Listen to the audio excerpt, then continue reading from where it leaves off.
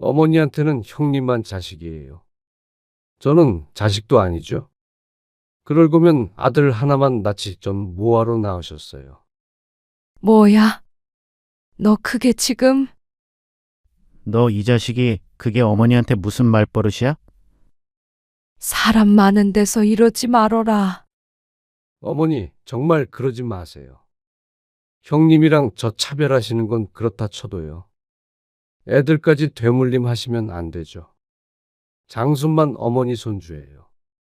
어머니는 나중에 더 늙고 병들어도 작은 아들 부양받을 생각은 죽어도 하지 마세요. 오늘 이야기 속 주인공은 86세 서영남 씨입니다. 그리고 그녀의 아들들에 관한 이야기이죠. 서 씨는 작은 아들의 말에 기가 막혔습니다. 서 씨가 장남만 아들로 생각한다며 더 늙고 병들어도 작은 아들에게 부양받을 생각은 하지도 말라며 으름장을 놓았습니다. 이게 말이나 되는 소린가 싶었습니다. 작은 아들은 큰 아들은 보내지도 못했던 대학에 다녔고 번듯한 직장을 다니며 잘 먹고 잘 살았습니다. 반면에 큰 아들은 온 식구 먹여 살린다고 평생 고생했죠. 그리고 이때까지 서 씨를 부양한 건 큰아들이었습니다. 그런데 뭐가 그렇게 억울해서 나이 든 부모에게 이런 잔인한 소리를 할 수 있는지 몰랐습니다. 천성이 못된 것인지 아니면 서 씨가 잘못 키운 것인지 서 씨는 서글펐습니다. 작은 며느리도 마찬가지였습니다. 그래서 서 씨도 작은 아들에게 말했습니다. 부양받을 생각 없으니 나중에 유산 한 푼이라도 받을 생각을 말라고 말이죠.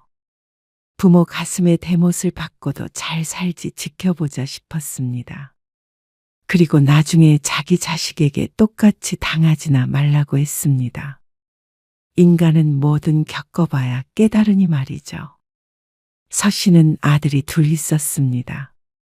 큰아들은 고등학교를 졸업하자마자 곧바로 일을 시작했습니다. 그리고 작은 아들은 대학에 진학했습니다. 우리도 형편이 좋으면 당연히 찬성이지만은 대학 등록금이 좀 비싸냐? 장학금도 받고 저도 일하면서 공부하면 돼요. 네 형은 공부를 못해서 대학 안 가고 일해? 어머니 아버지한테 손 안 벌린다니까요. 돈 벌어서 가게에 보탬이 될 생각은 안 하고는 암만 자남이라도 가족 생각은 안 하냐? 작은 아들은 대학에 꼭 가야겠다고 고집을 부렸습니다. 남편도 서 씨도 말릴 수밖에 없었습니다. 하필이면 그 당시에 남편 직장이 힘들 때였습니다. 그런데 작은 아들은 알아서 하겠다며 집을 나가버렸습니다. 가출은 아니었고 일은 독립이었습니다. 그렇게 작은 아들은 휴학과 복학을 반복하면서 오랫동안 대학을 다니다가 졸업했습니다. 그리고 좋은 직장에 들어갔죠. 반면에 큰아들은 상황이 힘들었습니다. 저 오늘 잘렸어요. 뭐? 왜? 회사가 힘들다고 그만 나오래요. 월급도 쥐꼬리만큼 주는 회사가 왜 널 잘라? 작은 아들은 좋은 직장에서 잘 나가는데 장남이 바로 서질 못했습니다. 그래서 고민 끝에 서 씨 부부는 큰아들에게 식당을 차려주기로 했습니다. 하지만 식당 일이라고는 해보지 않았던 아들은 처음엔 삐걱거렸습니다. 그래서 서 씨가 하던 일을 그만두고 아들의 식당에서 부엌 일을 도맡아 했습니다. 그러니까 식당은 그런대로 굴러갔습니다. 아들도 번듯한 가게가 생기니까 좀 더 성실하게 일할 수 있었습니다. 형한테 월급도 안 받고 일하시는 거예요? 그러던 어느 날 작은 아들이 명절에 찾아와 대화를 나누다가 물었습니다. 그동안 얼마라도 받고 일하는 줄 알았다며 서 씨를 나무랐습니다. 아니, 그건 아니죠. 아직 돈도 많이 못 버는데 나까지 월급 타가면 네 형은 어떻게 먹고 사냐? 그 정도로 장사가 안 되는 건 아니잖아요. 자리 좀 더 잡으면 그때 받으면 돼. 아니, 형. 형도 그러면 안 돼. 그러니까 큰아들도 기분이 좋지 않았는지 맞받아쳤고 두 형제가 감정이 상해 언성을 높이기 시작했습니다. 그만하지 못해. 그때 남편이 끼어들어 둘을 말렸습니다. 영철이 너는 형한테 그게 무슨 말버릇이야? 아니, 아버지. 제가 틀린 말 한 건 아니잖아요.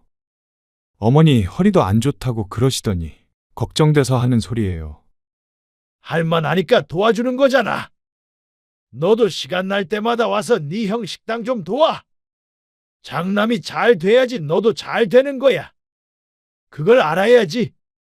그러자 아버지에게도 말대꾸를 하려는 작은 아들의 손을 서 씨가 조용히 잡았습니다. 더 이상 서 씨의 일로 분란을 일으키는 걸 두고 볼 수 없었습니다. 영철아, 그만해. 작은 아들은 서 씨의 말을 듣고 입을 다물었습니다. 할 말이 많은 얼굴이었지만 더 이상 말대꾸를 하지 않았습니다. 저놈은 지 혼자 잘났지. 영태가. 두 아들은 조금 크고 나서부터는 볼 때마다 으르렁거렸습니다. 남자들이라 그런가 보다 대수롭지 않게 생각했는데 점점 더 시간이 지날수록 두 아들의 사이엔 깊은 골이 생긴 듯 했습니다. 큰아들이 먼저 결혼을 했습니다. 서씨 부부는 큰아들과 분가를 하게 되었습니다. 아들을 내보내는 게 아니라 서씨와 남편이 작은 집을 구해서 나오게 됐습니다. 이제 아이도 낳고 키워야 하는 장남에게 집을 양보하자는 남편의 뜻이었습니다. 그래서 딱 둘이 살 만한 크기의 아파트를 전세로 구했죠. 저 내년에 결혼하려고 해요. 그리고 1년 정도 뒤에 작은 아들도 곧 결혼을 하겠다며 찾아왔습니다. 그러면서 전세를 구하는데 조금 보태줄 수 있는지도 물었습니다. 하지만 긍정적인 대답을 돌려주지 못해 서 씨의 마음이 좋지 않았죠. 우리 사는 거 보고도 그런 말이 나오니. 작은 아들이 조금 원망스럽기도 했던 것 같았습니다. 형이 보수도 안 주고 엄마를 부려먹는다며 화내던 작은 아들이 결혼할 때는 손을 벌린다는 게 모순처럼 느껴졌습니다. 너도 형편 뻔히 알잖냐? 그런데 형님은 집도 주셨잖아요. 그건 상황이 그래서 그런 거고 말이야. 저는 많이 바라는 거 아니에요. 모아둔 돈에서 조금 부족한데 그것만 좀 보태주셨으면 해요. 서 씨는 작은 아들의 말에 한숨을 쉴 수밖에 없었습니다. 집이 두 채라 각각 하나씩 주면 서 씨도 오죽 좋았을까요? 그런데 큰아들보다도 돈을 잘 버는 작은 아들이 똑같이 해달라고 하니 속이 답답했습니다. 너는 돈도 잘 벌잖냐? 형에 비해서 그런 거죠. 그런데 저도 똑같은 아들인데 왜 어머니 아버지는 늘 형밖에 모르세요? 무슨 말도 안 되는 소리야. 그럴 리가 있어? 늘 그러셨잖아요. 장남 아니면 의미 없으시죠.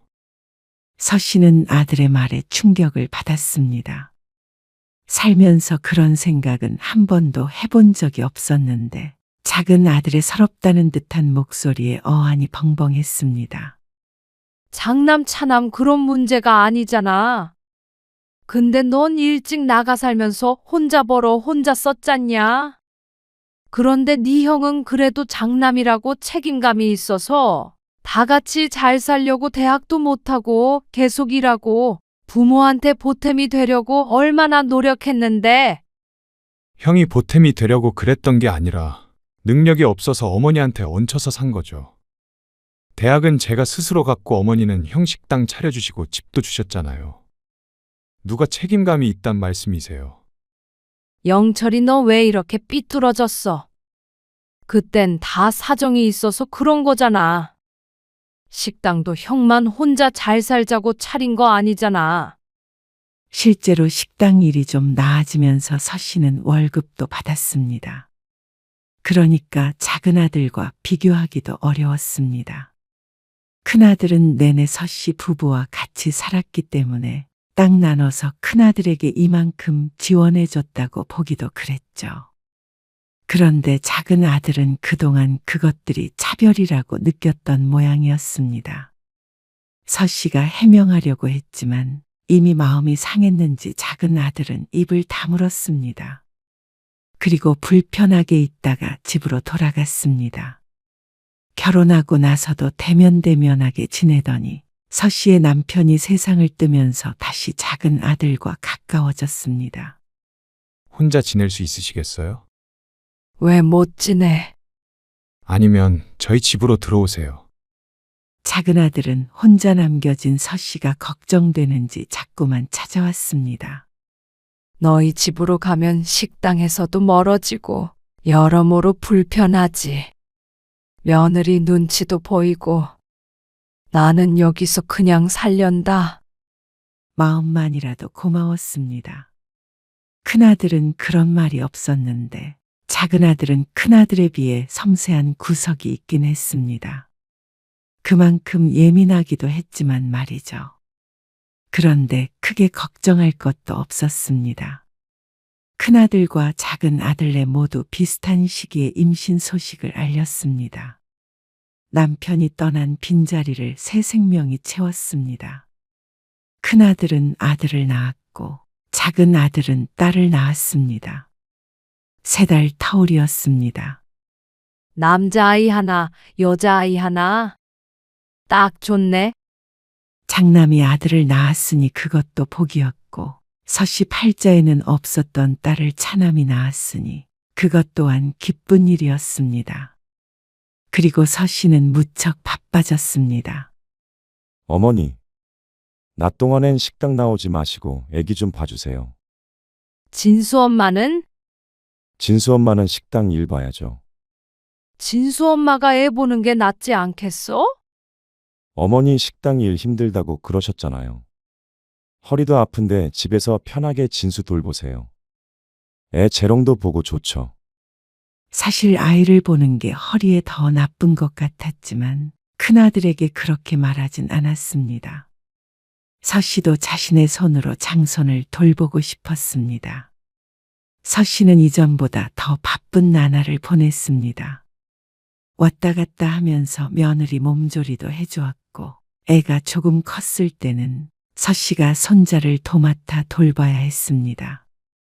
그러던 어느 날이었습니다. 작은 아들이 전화를 해왔습니다. 잘 지냈니? 오랜만에 연락을 하는 것 같았습니다. 요새 바쁘세요? 그런데 아들의 목소리가 그다지 좋지 않았습니다. 바쁘긴 하지. 너희는 무슨 일 있니? 그게요. 혹시 낮에 잠깐씩 연서 좀 봐줄 수 있으세요? 연서? 연서 엄마 있잖아. 이제 복직해요. 근데 다이 돌봐줄 사람을 구하긴 했는데 그래도 2-3시간은 볼 사람이 또 있어야 할 것 같아서요. 이게 시간 맞추기가 힘드네요. 회사가 너무 늦게 끝나다 보니까. 마음은 굴뚝 같지만 이미 손자를 봐주고 있어서 손녀까지 돌봐줄 시간이 없었습니다. 그 이야기를 하자 아들이 말했습니다. 이제 진수는 어린이집 갈 때도 됐잖아요. 손자가 3달 앞서 태어났기 때문에 손녀딸보다는 크긴 했습니다. 하지만 아직 어린데 어린이집에 보낼 생각은 없었습니다. 아니면 저희 퇴근하기 전에 2시간 정도만 부탁드리면 안 될까요? 장모님도 가까이 안 계시니까 부탁드릴 사람이 없어요. 내가 어떻게 둘을 같이 보니? 진수만 보는 것도 골병 들겠다. 1년 동안 진수 봐주셨으면 저희 연서도 조금 봐주시면 안 되는 거예요? 그래도 어떻게 그러냐? 진수는 어떡하고? 형수님은 꼭 식당에 있어야 하는 건 아니잖아요. 직원도 있고요. 아이고, 그건 안 돼. 진수 안 그래도 몸도 약한데? 내가 안 봐주면 애 탈난다. 서씨의 말에 작은 아들은 할 말을 잃어버린 듯 말이 없었습니다. 작은 아들에게는 조금 미안하긴 했지만 어쩔 수가 없었습니다. 너희는 돈 잘 버니까 사람을 하나 더 쓰던지 해봐. 미안하다. 거절하는 서 씨의 마음도 편하지는 않았습니다. 그 이후로 작은 아들에게서 연락은 오지 않았습니다. 손녀딸은 어떻게 하고 있는지 궁금해서 며느리에게 전화했더니 잘 키우고 있으니 걱정하지 말란 대답을 했습니다. 그래서 서 씨는 사람을 썼구나 싶어서 안심했습니다. 아무래도 맞벌이 하는 부부라서 바쁘긴 한 모양이었죠. 그 이후로도 서 씨는 손자가 초등학교, 그리고 중학교, 고등학교를 들어갈 때까지 뒷바라지했습니다. 주변에서도 손자는 할머니가 다 키웠다며 혀를 내두를 정도로 헌신했습니다. 서 씨의 낙이었습니다. 영태가 이리 좀 와봐라. 네, 어머니. 왜요? 식당에 앉아서 마늘을 까던 서 씨가 퍼뜩 든 생각에 아들을 불렀습니다. 큰아들이 텔레비전을 보고 있다가 서 씨의 맞은편에 앉았습니다. 서 씨는 주머니에서 흰 봉투를 꺼내서 아들에게 건넸습니다. 이게 뭐예요? 뭐긴 진수 대학 등록금이지. 그러자 큰아들이 눈을 크게 떴습니다. 이 돈은 어디서 나셨는데요? 엄마가 이만한 돈도 없는 줄 아냐? 그걸로 진수 학비네. 그러자 큰아들이 물끄러미 서 씨를 바라보더니 고개를 끄덕였습니다. 감사해요. 진수 그놈이 커서 어머니한테 어떻게 갚으려고 그러는지. 갚긴 뭘 갚어. 내 새끼 공부시켜주는 건 당연하지. 서 씨는 내 자식들만큼이나 귀하게 키운 손자에게 주는 돈은 아깝지 않았습니다. 능력 닿는 한은 도와주고 싶었습니다. 다행히 손자가 공부를 잘해서 대학도 잘 갔습니다. 발표가 났을 때는 집안의 경사였습니다. 특히나 큰아들은 자신의 한을 아들로 풀었다며 눈시울을 붉혔죠. 근데 영철이한테는 웬만하면 말하지 말어라. 영철이한테요? 그래. 혹시라도 서운해할 수 있잖아. 뭘 서운해요? 어머니가 우리 진수 키워주신 거 뻔히 다 알고 있는데. 그리고 잘 먹고 잘 사는 놈이 등록금 달라고 그러면 안 되죠. 같은 해 손녀딸도 대학에 입학했습니다. 등록금이 비싼 탓에 둘 다 지원해 줄 수는 없었습니다. 그리고 아무래도 명절 때나 가끔 보는 손녀보다는 내내 끼고 살았던 손자가 애틋할 수밖에 없었습니다. 그런데 우연히 명절에 작은 아들도 이 사실을 알게 됐습니다. 학비 얘기가 나왔는데 손자가 무심코 말을 꺼내는 바람에 말이죠. 어머니 참 한결같으시네요. 작은 아들은 서운한 티는 냈지만 화를 내지는 않았습니다. 아들도 충분히 이해하는 듯 보였죠.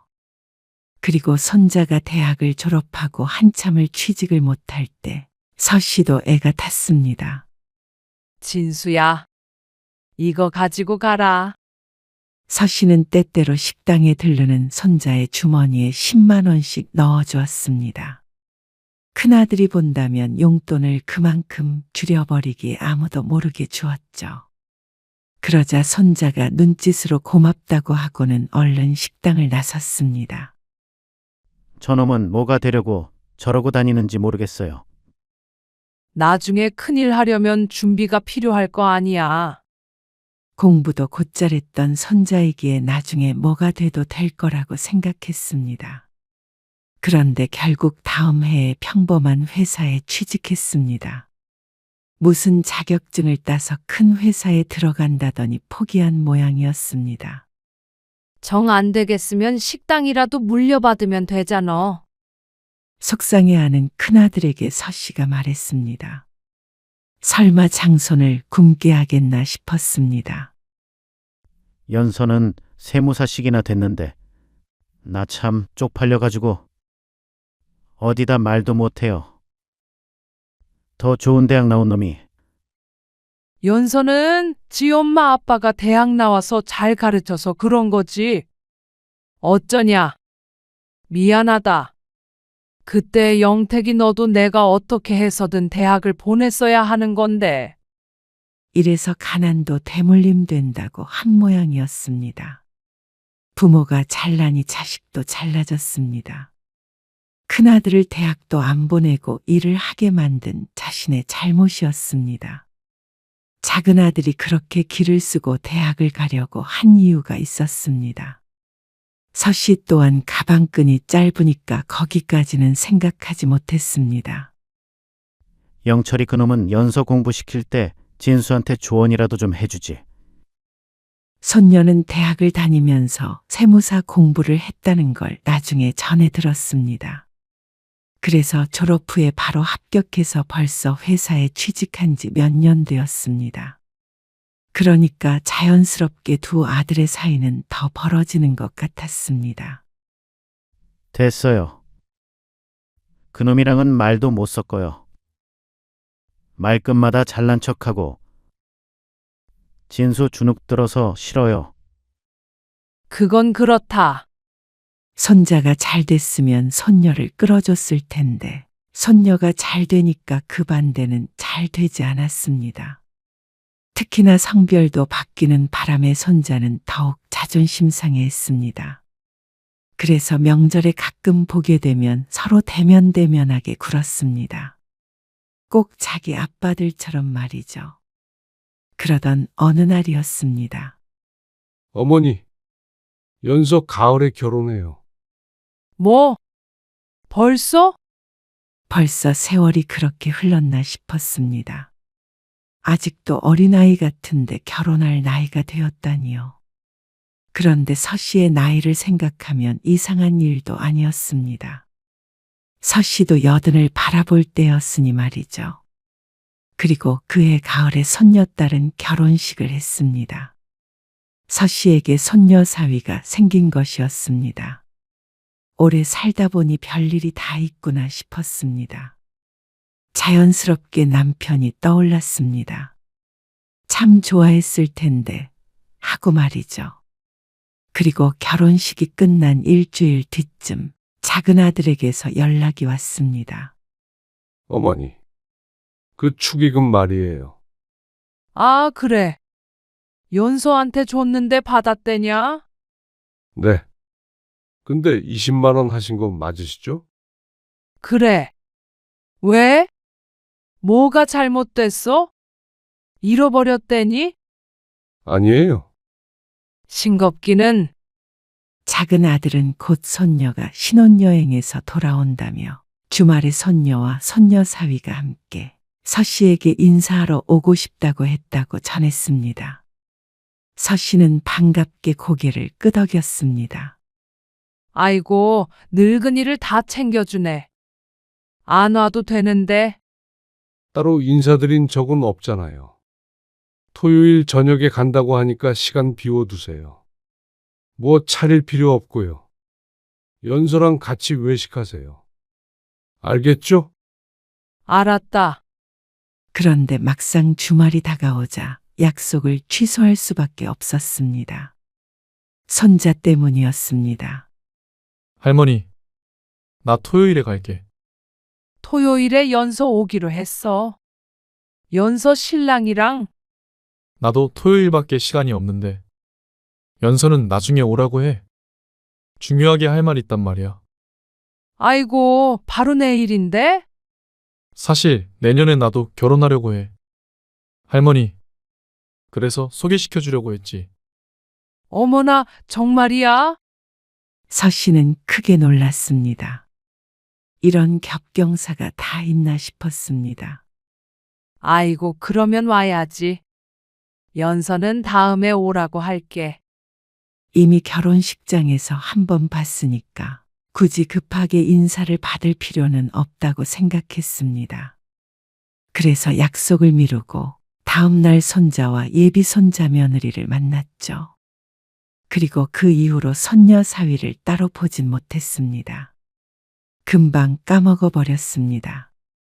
다음 해 손자가 결혼할 때는 서 씨는 눈물을 흘렸습니다. 아들 결혼할 때도 울지 않았는데 어쩐지 손자가 결혼하니까 서글프기도 하고 기특하기도 하고 말로 표현할 수 없는 감정이 들었죠. 그리고 서씨는 꽁꽁 숨겨뒀던 돈을 꺼내 손자에게 주었습니다. 어머니, 무슨 진수한테 5천만 원이나 주셨어요? 결혼식이 끝나고 큰아들이 조용히 다가와 서씨에게 물었습니다. 통장으로 입금했는데 그걸 제 아빠에게 말을 한 모양이었습니다. 우리 장손 결혼하는데 할머니가 돼서 이 정도는 해줘야 하지 않겠냐? 내 손으로 키운 내 새낀데. 어머니, 감사해요. 그런데 바로 근처에 있었던 것인지 그 이야기를 들은 작은 아들이 크게 화를 냈습니다. 어머니 정말 너무하신 거 아니에요? 아들이 이렇게 언성을 높인 건 처음인 듯 했습니다. 서씨는 무척 당황스러웠습니다. 뭐 때문에 화가 난지 몰랐습니다. 연서 결혼할 때는 꼴랑 20만 원 주시더니 5천만 원이요? 어떻게 그러실 수가 있어요? 돈 때문인 것 같았습니다. 서씨는 주위를 두리번거렸습니다. 혹시나 누군가 보고 있을까봐 무서웠습니다. 진수는 어릴 때부터 내가 키웠잖냐? 손자가 아니라 아들이나 마찬가지인 거 너도 알잖아. 그걸 지금 변명이라고 하시는 거예요? 변명이 아니라 그 정도는 이해해야 하지 않겠니? 그리고 남자가 결혼할 때 목돈이 있어야 할 거 아니야. 여자는 필요 없고요? 그게 무슨 말도 안 되는 말씀이세요? 참, 연서는 직장도 잘 들어가서 돈도 잘 벌고 앞으로도 그럴 거 아니야. 근데 진수는 덜 벌잖냐? 그래서 미천하라고 좀 도와준 건데 작은 아빠가 돼가지고 그러지 말어라. 작은 아들이 왜 이렇게 욕심을 부리는지 몰랐습니다. 대학을 졸업한 이후로 작은 아들은 늘 큰아들보다 잘 살았습니다. 인생에 큰 굴곡 없이 펜대 굴리면서 사무실에 앉아 편히 돈 벌었습니다. 큰아들이 한 고생에 비하면 아주 윤택하게 살고 있는데 돈 때문에 자꾸만 서운해하니까 부모된 입장에서 서씨는 더 서운할 수밖에 없었습니다. 형제간에 도울 생각은 않고 질투만 해대니 말이죠. 어머니한테는 형만 자식이에요? 저는 자식도 아니죠? 그럴 거면 아들 하나만 낳지 뭐하러 낳으셨어요? 뭐야? 너 그게 지금? 너 이 새끼가 그게 어머니한테 무슨 말 버릇이야? 큰아들까지 대화에 끼어들면서 난리가 났습니다. 경사스러운 날에 날벼락이 떨어졌습니다. 사람 많은 데서 그러지 말어라. 어머니, 정말 그러지 마세요. 형님이랑 저 차별하시는 건 그렇다 쳐도요. 애들까지 되물림 하시면 안 되죠. 장손만 어머니 손주예요. 그건 진수를 내 손으로 직접 키웠으니까. 그것도 어머니가 하고 싶어서 그렇게 하신 거죠. 연서 좀 맡아달라고 할 때 하루에 2시간도 싫다고 하셨잖아요. 그게 언제적 얘긴데 아직까지 마음에 담아두고 있는 건지 몰랐습니다. 벌써 그 아이들이 커서 결혼을 하는데 말이죠. 그 뒤로 작은 아들네는 연락하지 않았습니다. 명절에도 찾아오지 않았습니다. 그래서 명절마다 우울한 서씨를 큰아들네가 위로했습니다. 그리고 손자와 손자 며느리도 있어서 다행이었습니다. 끊긴 인연이 있으면 이어지는 인연이 있었습니다. 며느리는 결혼한 지 얼마 되지 않아서 임신을 했습니다. 서씨 나이 82의 증손주를 보게 되었죠. 그러면서 서씨는 손자 집으로 들어가게 되었습니다. 태어난 아기를 봐줄 사람이 필요했는데 아직 정정한 서씨가 그 역할을 맡게 되었습니다. 그런데 주변에서는 걱정을 많이 했습니다. 82이면 본인 몸 가누기도 힘든데 증손주를 본다고? 아이고, 제명에 못 살지. 그게 아니라 내가 손자를 직접 키웠거든. 그래서 나이든 할머니 자기가 모시고 살겠다고 한 거야. 나이가 있으니 혼자 사는 것도 불안했고, 마침 손자도 도움이 필요했으니까 여러 상황상 가장 좋은 선택을 한 것이었습니다. 할머님, 연준이 자꾸 옷 입히지 마세요. 더워서 땀 띠나요. 날이 쌀쌀해서 입혔지. 감기 걸릴까봐. 실내에서 감기 안 걸려요. 자꾸 이렇게 꽁꽁 싸매면 더 감기 걸려요. 피부에도 뭐가 자꾸 나고요. 그러냐? 알았어. 몰랐어. 서 씨는 며느리와 살아본 경험도 없었습니다. 손자 며느리는 당연했죠. 그래서 눈치가 보였습니다. 뭘 하더라도 하나하나 물어야 했고, 혹시나 늙은이가 눈치 없이 행동해서 며느리 기분 상할까 싶어서 신경 썼습니다. 그래도 좋았습니다. 나이 들어도 손자에게 도움이 될 수 있다는 사실이 말이죠. 그러다가 서 씨의 건강이 안 좋아져서 며칠 입원을 하게 되었습니다. 손자는 내 돌볼 사람이 사라지니 비상사태였습니다. 하지만 서 씨도 힘든 시간을 보냈습니다. 젊어서 아픈 것과 나이 들어 아픈 것은 참 달랐습니다. 병원에 있으니까 마음이 약해져서 작은 아들이 생각났습니다. 죽을 병에 걸린 건 아니었지만 혹시나 이렇게 병원에 누워 있다가 죽으면 후회할 것 같기도 했습니다. 그래서 작은 아들이 괘씸했지만 먼저 손을 내밀었습니다. 입원했다는 말에 작은 아들은 놀라서 한달음에 달려왔습니다. 이렇게 보면 작은 아들도 마음이 약하고 효자는 효자였습니다. 아니, 진수랑 같이 사신다면서요. 건강 관리를 어떻게 하신 거예요? 그게 뭐 진수 탓이냐? 이 나이 되면 다 아픈 거지. 그렇게 자연스럽게 작은 아들 부부와는 다시 연락하며 지내게 되었습니다. 금방 퇴원하긴 했지만 작은 아들은 걱정이 됐는지 집으로 보약을 지어서 보내오기도 했습니다. 아가, 이것 좀 먹어봐라. 이게 뭐예요? 서 씨는 작은 아들이 지어준 보약을 손자 며느리에게 건넸습니다. 깡말라서 여리여리한 것이 몸보신이 필요해 보였습니다. 보약이야. 비싼 거라고 하니까 네가 먹어라. 아, 저는 못 먹겠어요. 냄새 때문에. 그러지 말고 먹어봐. 할머니, 먹기 싫대잖아. 요새 누가 보약을 먹어? 할머니 드세요. 진수 너라도 먹어. 그러면 아깝잖아. 안 드실 거면 버리세요. 그 말에 하는 수 없이 서 씨가 먹었습니다. 좋다고 한 게 진짜였는지 정말로 기운이 나는 것 같았습니다. 그러던 어느 주말이었습니다. 손자와 손자 며느리 모두 집에 있었고 큰 며느리도 집에 와 있었습니다. 요즘 금값이 엄청 올랐다네요. 금 가지고 있는 사람들 다 부자 된대요. 그래? 며느리가 텔레비전을 보며 하는 말에 서 씨는 솔깃해서 방으로 들어갔습니다. 오래된 서랍장을 열자 그 안에는 묵직한 금목걸이가 나왔습니다. 옛날에 남편이 살아있을 적에 큰맘 먹고 선물해줬던 유일한 장신구였습니다. 무겁기도 하고 누가 훔쳐갈까봐 무서워서 한 번도 안 차고 다녔는데 금값이 그렇게 올랐다면 이것도 꽤나 나가겠다 싶었습니다. 그래서 그걸 가방에다가 넣고 집을 나섰습니다. 금은방에 가서 시세라도 물어볼 생각이었습니다. 그런데 금은방에 도착하자 가방 안에 목걸이가 없었습니다. 아이고, 이게 무슨 일이야.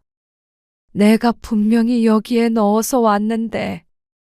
잠깐만 기다려주세요. 네. 천천히 찾으세요.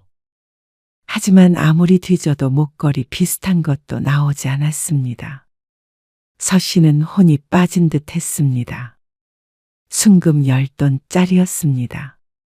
언뜻 계산해 보아도 너무나도 큰 돈이었습니다. 어디다 떨어뜨리신 거 아니에요?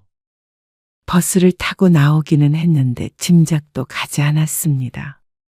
잠깐씩 가방을 열어보긴 했는데 그때 흘린 건지 어쩐 건지 기억나지 않았습니다. 서씨는 버스에도 문의해보고 했지만 결국엔 찾지 못했습니다. 찾을 수 있을 리가 없었습니다. 어딘가에 떨어뜨렸다면 누군가 가져갔을 테니 말이죠. 서씨는 그날 이후로 식음을 전폐했습니다. 목걸이만 생각하면 앓는 소리만 나왔습니다. 아, 도대체 왜 그러시는 건데요? 하루 종일 식사도 안 하시고요. 손자의 연락을 받았는지 큰아들이 찾아와서 다그쳤습니다. 그래서 어쩔 수 없이 입을 열었습니다. 그러자 아들도 골치가 아픈 듯 머리를 감싸쥐었습니다. 아니, 그러게. 그거를 왜 가지고 나가셨어요? 세상에 그게 얼만데 그걸 잃어버리세요? 정신이 있는 거예요, 없는 거예요? 아들의 호통에 눈을 질끈 감았습니다. 스스로에게 하루 종일 되뇌었던 말이었습니다. 아들도 화가 나서 집으로 돌아갔습니다. 손자도 한심한 듯 쳐다보는 것 같고 세상 사람들 모두가 서씨를 탓하는 것 같았습니다.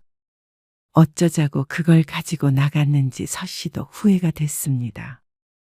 얼마나 하는지 확인해 볼 생각이었는데 소매치기라도 당했는지 아니면 정말로 흘렸는지. 하지만 그게 중요한 게 아니었죠.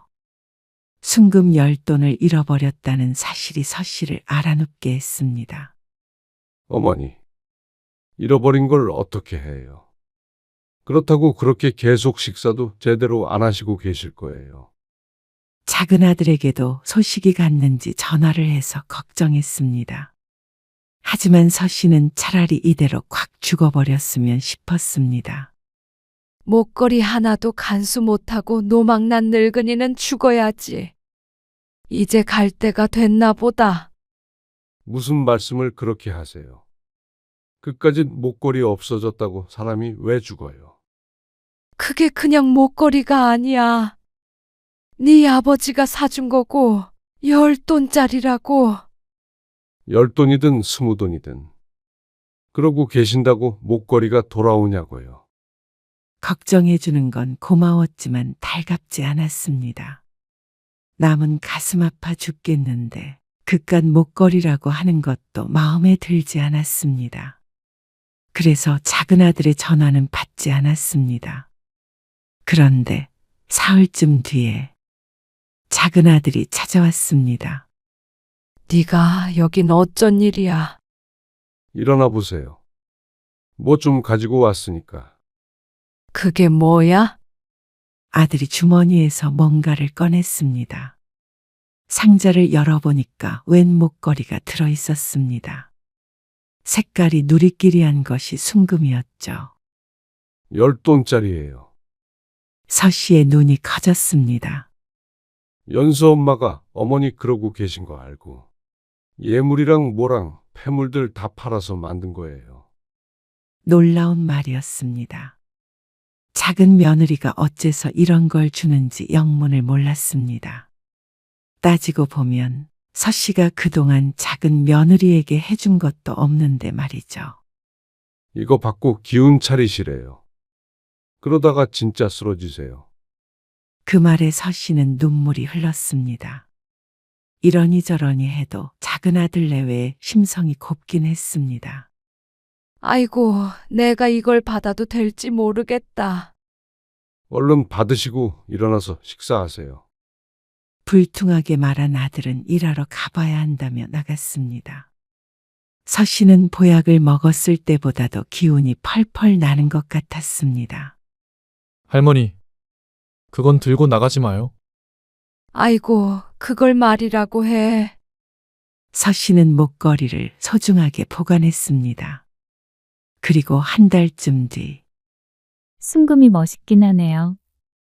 차고 다니긴 좀 그래. 무겁기도 하고. 너처럼 젊은 애들은 이런 거 잘 안 하고 다니지. 그래도 하나 있으면 좋긴 하겠어요. 그래? 그러면 너 이거 주마. 어머나, 정말요? 저 주셔도 되는 거예요? 그래. 어차피 나 죽으면 누구한테든 줘야 하는데. 손주 며느리가 좋지. 서씨는 작은 며느리에게서 받은 목걸이를 손자 며느리에게 주었습니다. 어차피 물려준다면 작은 며느리에게 갈 것이고, 그건 또 손자 며느리에게 가지 않을까 싶었습니다. 금값이 그렇게나 올랐다면 나중엔 살림미천이 되지 않을까 하는 생각도 들었습니다.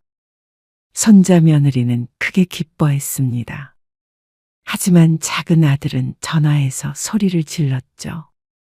정말 너무하신 거 아니에요.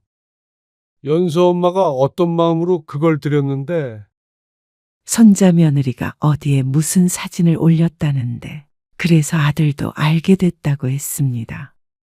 내가 그걸 차고 다닐 것도 아니고. 그래서 준 거야. 차고 다닐 거 아니고 남 줘버릴 거를 왜 죽는다고 그 난리를 치셨어요? 안 그랬으면 드리지도 않았죠. 있는 거랑 없는 거랑 같냐?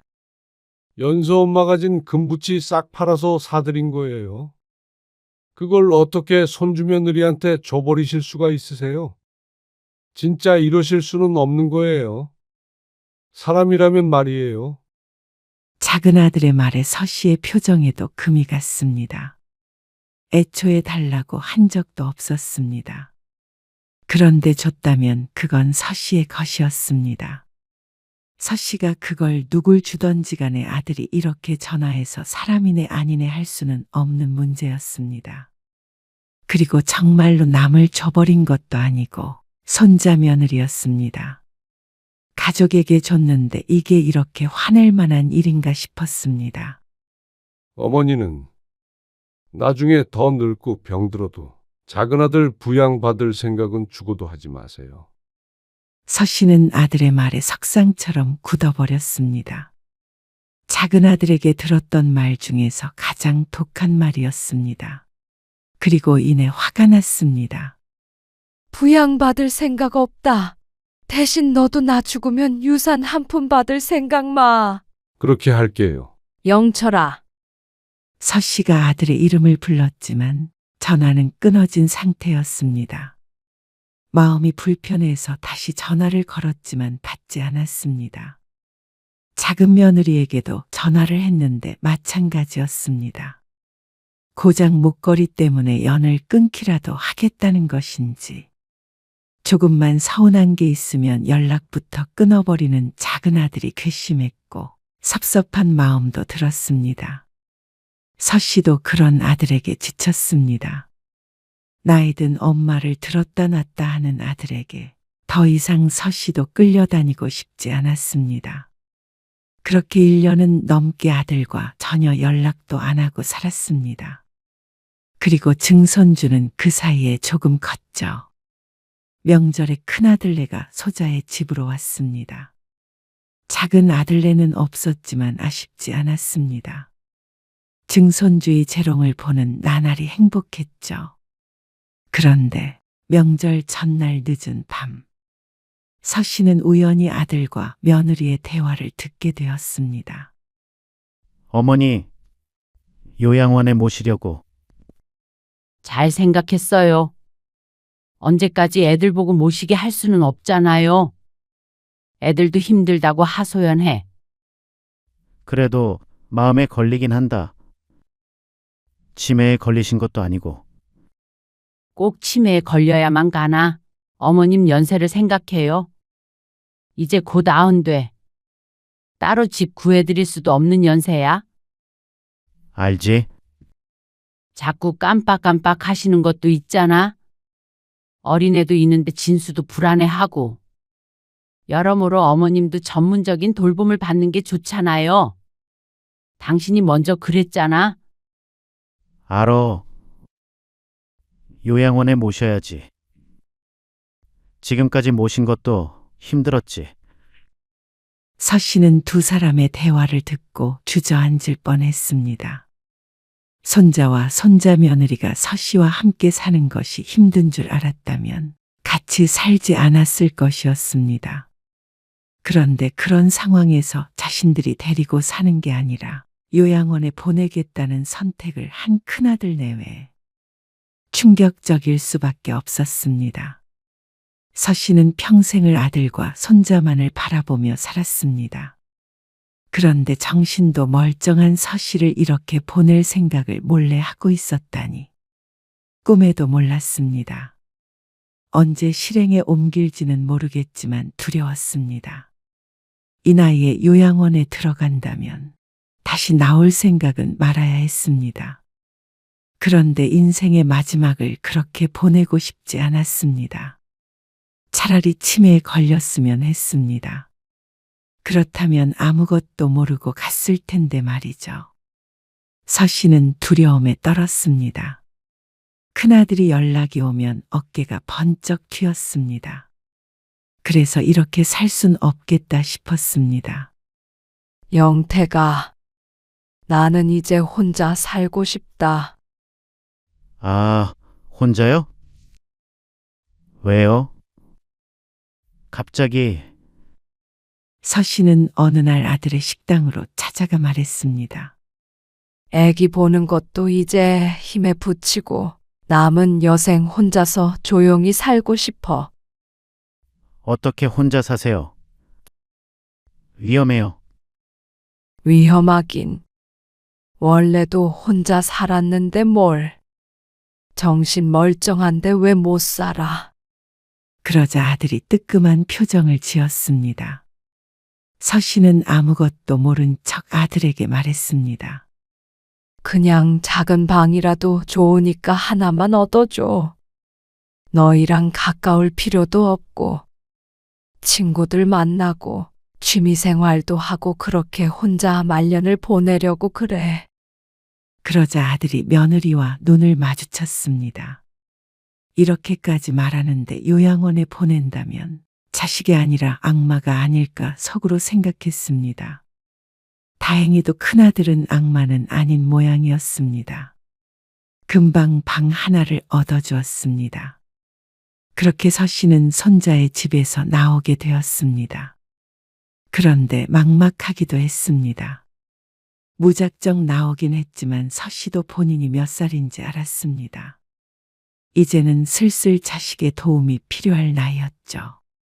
모든 걸 자식과 손자에게 줘버리니 가진 것도 많지 않았습니다. 큰아들에게 기댈 수밖에 없는데 자꾸 손을 벌리면 혹시 몰랐습니다. 귀찮아서 요양원에 보내버릴지도요. 서 씨는 매일 밤 누워서 눈물을 흘렸습니다. 지나온 세월들이 야속했습니다. 큰아들에게 모든 걸 바쳤지만 말년이 참 비참하다고 생각됐습니다. 자식이 없는 사람처럼 작은 방에 누워서 혼자 눈물을 훔치는 삶이라니. 얼마 전까지만 하더라도 증손주 재롱을 보며 넓고 밝은 집에서 시끌시끌 살았는데 말이죠. 가만 보면 큰아들은 그랬습니다. 늘 서 씨에게서 가져가기만 했습니다. 평생을 그랬습니다. 손자도 마찬가지였습니다. 남들에겐 큰아들이 나를 모시고 산다고 말했지만 사실 서 씨가 큰아들 삶을 지탱해 주었습니다. 그걸 버림받은 뒤에야 알게 되었죠. 자연스럽게 작은 아들이 떠올랐습니다. 서 씨가 뭐 하나 제대로 해준 것도 없지만 스스로 잘 살았고 부모에게 베풀 줄도 아는 아들이었습니다. 작은 아들은 늘 큰아들과 자신을 차별한다고 했습니다. 서 씨는 말도 안 된다고 생각했지만 이제와 돌이켜 생각해보면 작은 아들 말이 맞았습니다. 뭐든 큰아들이 우선이었습니다. 그 당시에는 상황이 그랬고 늘 변명거리가 있었지만 지금은 생각도 나지 않았습니다. 못해준 것만 생각났죠. 서 씨는 어느 날 작은 아들네 집을 찾았습니다. 전화는 받지 않아 어쩔 수가 없었습니다. 문 앞에 서서 심호흡을 하고 초인종을 눌렀습니다. 그러자 작은 아들이 아닌 손녀딸이 나왔습니다. 할머니. 연서구나. 손녀의 품 안에는 작은 아이가 안겨 있었습니다. 어쩐지 눈물이 날 것 같았습니다. 손녀의 뒤로 작은 아들이 얼굴을 보였습니다. 그런데 반가워 보이는 기색은 없었습니다. 오히려 그 반대였습니다. 여긴 왜 오셨어요? 그게 말이야. 엄마가 진수네 집에서 나오게 됐는데. 그래서 혼자 살아. 그래가지고. 횡설수설하는 서 씨의 말을 끊고 작은 아들이 차갑게 대꾸했습니다. 그건 형님한테 들어서 알고 있어요. 근데 왜 찾아오셨냐고 물었어요. 말문이 턱 막히는 기분이었습니다. 서 씨의 사정을 알고 있었다면 왜 온 것인지도 알 텐데 굳이 묻는 이유는 분명했습니다. 보고 싶어서 왔지. 제가 말씀드렸죠. 작은 아들 부양받을 생각은 꿈에도 하지 마시라고요. 그런 게 아니라고 그냥 얼굴만 보러 온 것이라고 말하고 싶었지만 입이 떨어지질 않았습니다. 사실이 아니었습니다. 내심 작은 아들이 자신을 딱하게 여겨서 다시 전처럼 지내자고 해주길 바라고 온 것이었습니다. 이만 돌아가세요. 코앞에서 문이 닫혔습니다. 안쪽에서 대화를 나누는 목소리가 희미하게 들렸지만 이내 멀어졌습니다. 서 씨는 혼자 남겨져 천천히 뒤를 돌았습니다. 아무래도 이게 작은 아들과의 마지막 만남일 거라는 예감이 들었습니다. 꽉 닫힌 문이 다시 열리지 않았습니다. 서 씨는 쓸쓸한 자신의 집으로 돌아갈 수밖에 없었죠. 서 씨는 누워서 생각했습니다. 어디서부터 잘못된 것인지 말이죠. 하지만 어쩌면 처음부터였던 것 같다는 생각이 들었습니다. 거슬러 올라가 보면 아들들이 아주 어렸을 때부터 시작된 것이었구나 싶었습니다. 그러니까 이런 벌을 받는 것 같았습니다. 작은 아들이 다시는 찾아오지 않는데도 할 말이 없다고 생각했습니다. 서 씨는 누구도 원망할 수 없었습니다. 결국 자신의 말년을 이렇게 만든 것은 어리석은 서 씨 본인이었으니 말이죠.